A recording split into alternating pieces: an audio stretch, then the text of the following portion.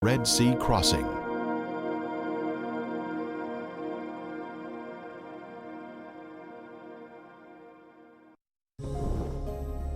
Egypt is steeped with a grand history of ancient science, technology, and beautiful structures. But is there evidence of the children of Israel ever living there? Many years ago, this large stone was discovered in the first cataract of the Nile on Elephantine Island. The inscription states, "For 7 years, there had been no satisfactory inundation of the Nile. As the result of this, grain of every kind was very scarce. In this terrible trouble, King Chesser remembered the god Imhotep, who had once delivered Egypt from a similar calamity. Imhotep can be found in Egyptian history in many places, and it appears he was a sage who was elevated to a god over a period of centuries after his death. Perhaps most confident was Imhotep, the architect who probably conceived of building Zozer's tomb completely from stone. Known as a sculptor, a priest, a healer, Imhotep is considered the preeminent genius of the Old Kingdom. Imhotep had even saved his country from famine. Could Imhotep and Joseph have been one and the same person? We head to Saqqara, Egypt, a short distance south of Cairo. This is where the first pyramid was built in ancient Egypt. It is called the Step Pyramid due to the distinct levels in its shape.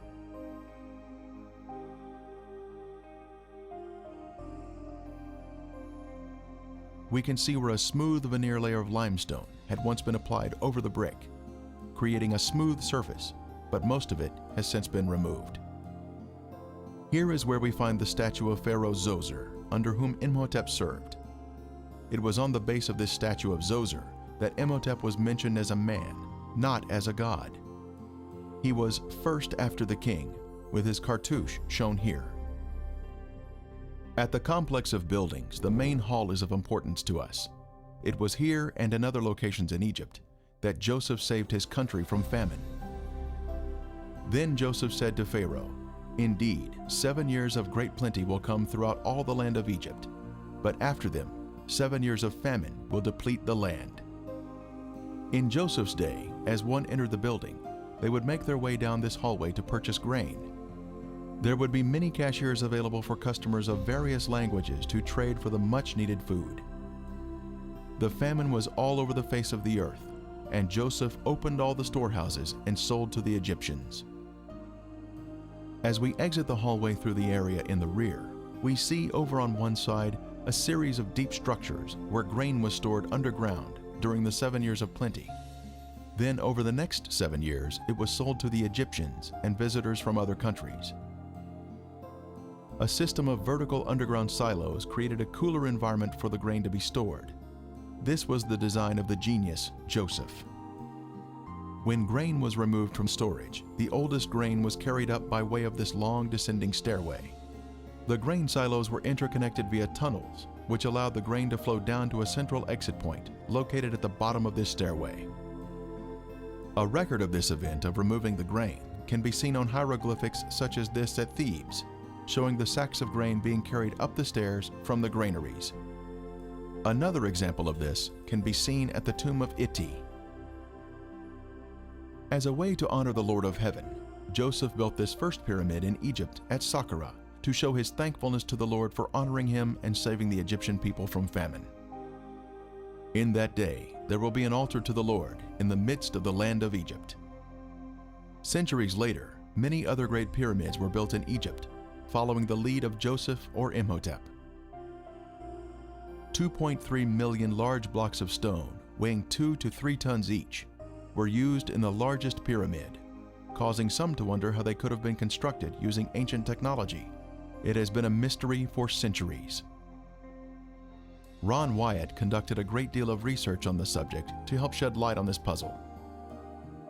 He read the account of Herodotus, who wrote, "The stones intended for use in constructing the pyramids were lifted by means of a short wooden scaffold. Lifting devices were provided for each step." Mr. Wyatt noticed lift devices in hieroglyphics. These lift devices would have been placed on each side of stones that were to be raised. At Saqqara, we can see hieroglyphics of 3 lift machines next to a pyramid shape, linking the two together. Large wooden levers were found in King Tut's tomb that were used in the machines. A series of these levers were placed alongside the blocks to be raised and would operate in unison. A large stone was loaded onto the machine, then the levers on each side were pulled downward by ropes tied to turning winches, thus raising the stone block as needed. When the block was raised to the proper height, it was rolled onto the next level and then raised again. A series of lift machines would have been utilized. Mr. Wyatt demonstrated this type of lift machine to Mr. Nassif Hassan, head of the Egyptian Antiquities Organization of Cairo. The demonstration was filmed by Japanese Nippon Television and later aired in Japan. This lift machine appears to be a simple solution to the mystery of constructing the pyramids. When Moses was a baby, his adoptive Egyptian mother was Hatshepsut, and Moses' name was Senmut. The serpent on his forehead signifies his title of prince. As an adult, Moses' Egyptian name was Tutmosis II. A side profile of Moses demonstrates his distinctive Hebrew-shaped nose.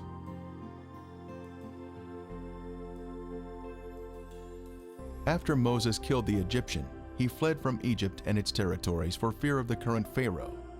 When Pharaoh heard of this matter, he sought to kill Moses. But Moses fled from the face of Pharaoh and dwelt in the land of Midian. Moses was married and then had a son, whose name described their foreign home. He called his name Gershom, for he said, "I have been a stranger in a foreign land." This tells us Moses was not in any area controlled by the Egyptians. Now Moses was tending the flock of Jethro, his father-in-law, the priest of Midian, and he led the flock to the back of the desert, and came to Horeb, the mountain of God. And the angel of the Lord appeared to him in a flame of fire from the midst of a bush. The Lord told Moses to bring the children of Israel back to this mountain outside of Egypt. After 10 plagues had struck Pharaoh and the Egyptians, he finally agreed to let Moses take the children of Israel from Egypt. Based upon the research he conducted, Ron Wyatt believed that the Pharaoh of the Exodus was Amenhotep III. Here we see Amenhotep receiving the Ankh as a type of power and new life being infused into his body. Mr. Wyatt speculated that Amenhotep's eldest son was Tutankhamun, and that he was killed by the destroying angel in the 10th plague. Tut would have been the crown prince and co-ruler with his father at that time in the late 18th dynasty in 1446 BC. Surprisingly, in the Biblical Archaeology Review, it stated that the majority of archaeologists do not believe in the Exodus from Egypt. Tradition has told us that the Exodus from Egypt led the children of Israel to the Sinai Peninsula, but no evidence has been found of their having been in that location for 40 years. Also, tradition has said that the children of Israel crossed the Red Sea in an area that does not match the biblical account. Could the bitter lakes be the Red Sea spoken of in the Bible? Could thousands of soldiers all drown in relatively shallow water? The traditional Mount Sinai, Jebel Musa, is located in the southern mountainous area of the Sinai Peninsula. This mountain was chosen by Helena, the mother of the Roman Emperor Constantine, in the 4th century. It was not chosen by any archaeological evidence at the site, but was based upon the dreams of Constantine, and subsequently chosen by Helena as Mount Sinai. Later, in the 6th century, the Emperor Justinian built St. Catherine's Monastery at the foot of the mountain to establish a sense of authenticity to the site. This is tradition, but what is the truth? Let's break out of a man-made story and ask the question, should tradition supersede the Bible? What does the Bible tell us about the Exodus from Egypt? The children of Israel were living in the best of the land of Ramses, as Pharaoh had commanded. This area is the fertile Nile Delta in northern Egypt. And Israel dwelt in the land of Egypt, in the country of Goshen. This also describes the fertile Nile Delta. The Nile Delta is shown here at the northern termination of the Nile, full of lush vegetation, in contrast to the surrounding desert.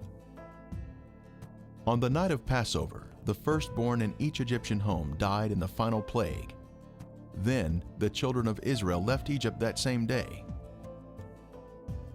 And the children of Israel journeyed from Ramses to Succoth.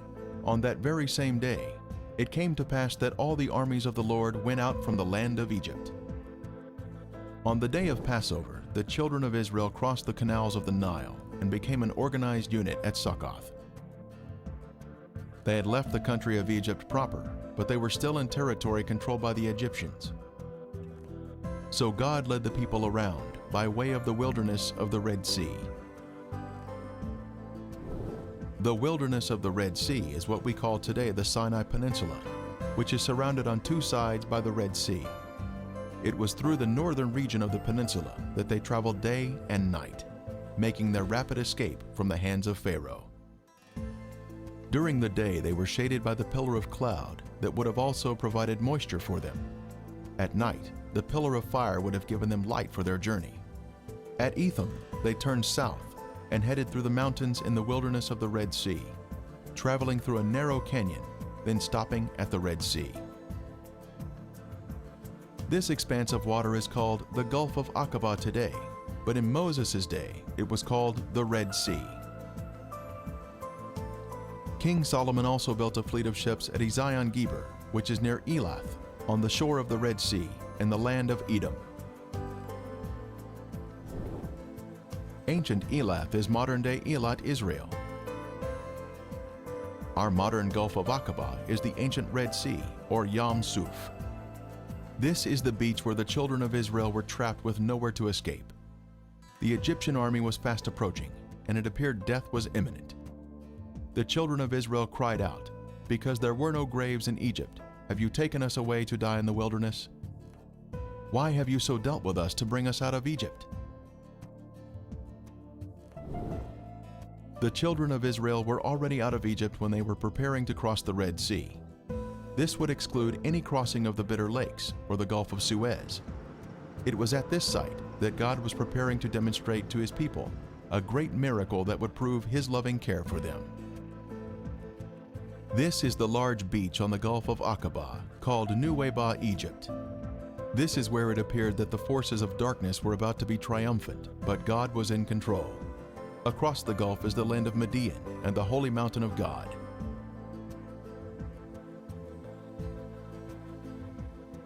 They were to camp between Migdol and the sea, Migdol meaning a fortified city or tower. At the north end of the beach are the remains of an ancient fort, still partially standing today. It was once a 3-story structure, capable of housing hundreds of Egyptian soldiers who could have prevented any northern escape from the beach. The location is precisely at the narrowest point of land, between the mountains and the sea, in order to control the movement of travelers through the area. The fortress today is receiving a fresh coat of stucco, which is unfortunately covering up the original stone blocks. At the front of the fortress, we were able to see the stonework that formed the entrance into the structure.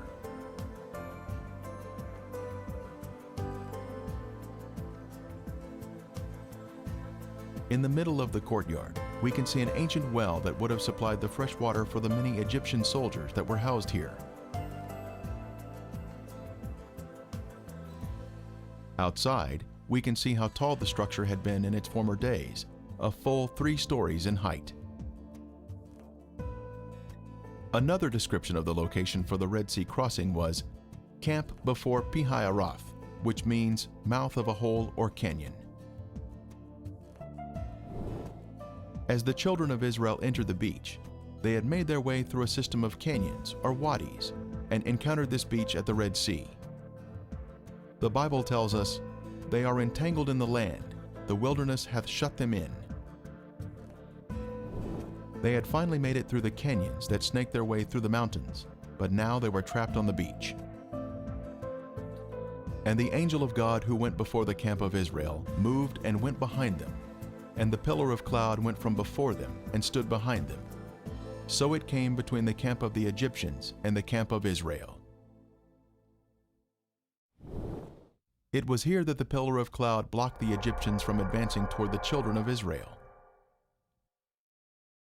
For there was on each side a ridge of mountains that terminated at the sea, which were impassable by reason of their roughness, and obstructed their flight. There must have been excitement as they reached the beach at the sea, but that soon turned to gloom as they discovered their plight. They were trapped on the beach, awaiting their death at the hands of Pharaoh. From the middle of the beach, we can see the opening of Pi-hahiroth in the distance, but we head south in order to locate an amazing marker here at the beach.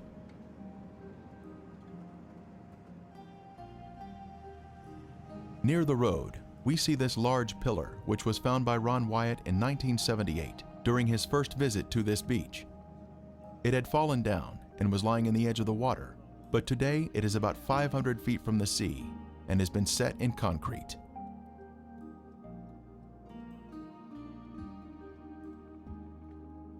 The unique features of the red granite pillar include the fact that it is of Phoenician or Hebrew design and is 3,000 years old. It was placed here for a reason, to mark the location of the crossing of the Red Sea on dry ground.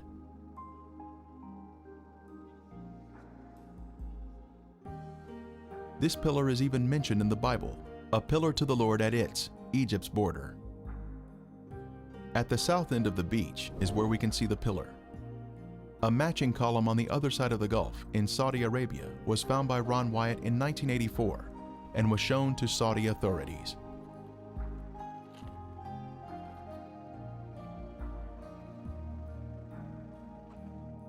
On the Saudi pillar were Hebrew inscriptions which included the words Pharaoh, Mizraim or Egypt, Moses, death, water, Yahweh, Solomon, and Edom.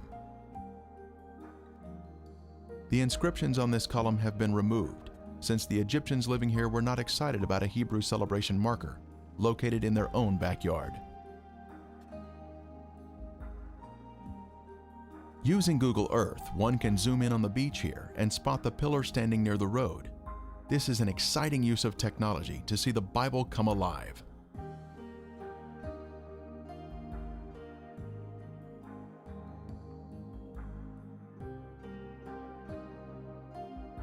The pillar stands here today as a testimony of truth, marking the location of the Red Sea crossing.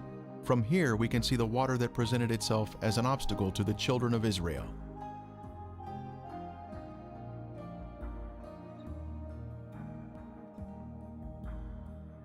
A short distance downhill, we come to the edge of the water where a wonderful miracle took place, where the Lord provided protection to His people, even though they were angry and complaining. Are you not the one who dried up the sea, the waters of the great deep, that made the depths of the sea a road for the redeemed to cross over? For centuries, this beach has been named for the crossing of the Red Sea at this exact spot. On Google Earth, we can see the name Nuweiba at this point on the beach. This older, detailed map reveals to us the complete name of the beach. Nuweiba is short for Nuweiba al-Muzayina. The name on this beach, Nuweiba al-Muzayina, gives us confirmation that we are in the correct location. The translation of that name means waters of Moses opening. This is where the waters opened by the hand of God. The Lord demonstrated to His people that He would be their protector and deliverer in times of trouble. Through divine providence, we have confirmation that we are at the correct location. Moses once stood here with the children of Israel, and the water was opened before them by the hand of God. An amazing testimony of truth. Depth charts of the Gulf of Aqaba show the Eilat Deep to the north and the Aragonese Deep to the south. Between these two deep areas is a path through the sea. When Wyatt was at this spot in 1978, he decided to inspect the waters here for any evidence that may have been left behind from approximately 20,000 chariots, plus the horses, horsemen, and foot soldiers. What he found has been confirmed by others. Diving in the water here is extremely easy, since the water is very clear with high visibility. Investigations have revealed artifacts which confirm our previous conclusions about the site. The sea floor is smooth and contains gradual contours. Our first artifact to inspect is this chariot wheel that still has 3 of its 4 spokes, plus the hub is extending upward. We see 90-degree angles here, which are a sign of man-made structure. The Lord looked down upon the army of the Egyptians, and he took off their chariot wheels.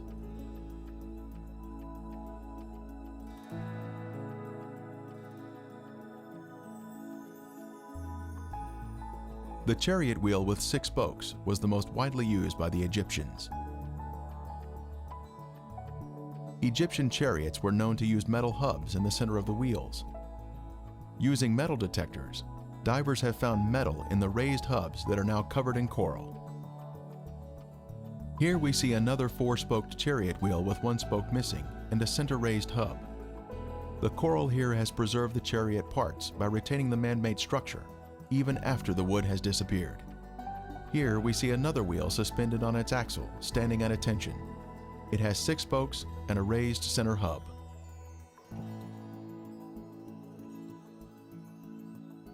Ron Wyatt made many dives here and located many artifacts. This could have once been a chariot cab. This appears to be another round chariot wheel.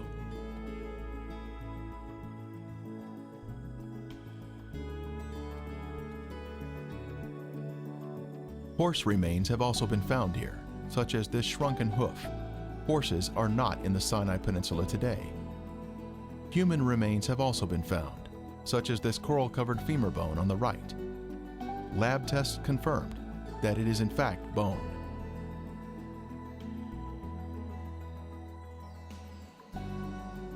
Other bones have also been found. A cross-section reveals the bone inside the coral.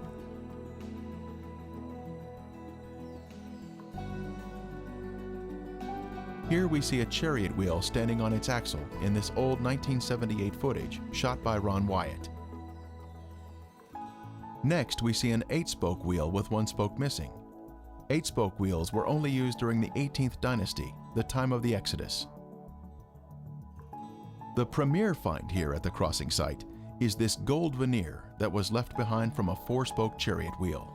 The Bible tells us there were 600 choice chariots used in the chase of the children of Israel.